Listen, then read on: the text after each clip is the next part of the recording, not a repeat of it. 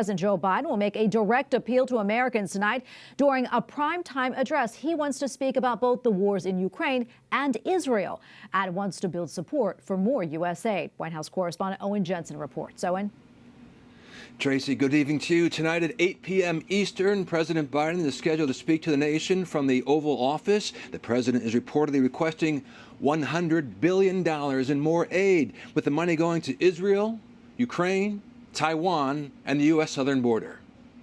President Joe Biden returned to Washington, D.C. overnight following a whirlwind trip to Israel. On the way back, speaking about the safety of Americans in the war zone. But I'm hopeful we can get some Americans out as well of Gaza, and hopefully we can continue to work toward getting other Americans out through other means as well. The president also repeated the U.S. assessment that Israel is not responsible for a deadly explosion at a Gaza hospital, which sparked global protests.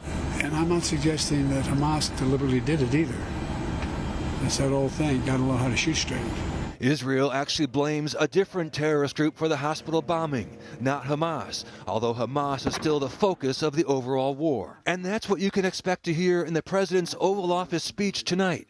Press Secretary Karine Jean-Pierre says President Biden will address the nation to discuss a response to Hamas's terrorist attacks against Israel and Russia's ongoing brutal war against Ukraine. White House Deputy National Security Advisor John Feiner adds, Second, he will connect those events and this broader moment to the lives of Americans back here and explain why this should matter to us. But the president's plan to provide more aid to Palestinians in the Gaza Strip being ripped by Republican presidential candidates, including Ron DeSantis. They say it's humanitarian assistance. We know Hamas is going to commandeer that money, and Hamas is going to use it to advance terrorism. And at the U.S. State Department today, The Catholic Patriarch of Jerusalem, his name is Cardinal Pier Battista Pizzaballa, he recently said he would allow himself to be taken hostage by Hamas if Hamas would release the children they are currently holding in captivity. One, is the State Department aware of that offer? I've seen public reports about it. I don't have any comment about it. Our position all along has been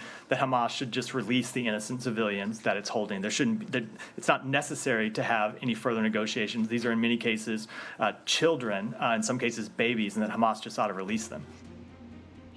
Now, I also asked the State Department about Holy Family Church. It's the only Catholic church, Roman Catholic church in Gaza. Right now, it's housing refugees from the war. The State Department told me it's not clear if the new aid, the $100 million that it's sending to Gaza, will make it specifically to that church. They're low on food, electricity, mattresses, water. They did emphasize, however, all innocent civilians should have basic human necessities. At the White House, Owen Jensen, EWTN News Nightly.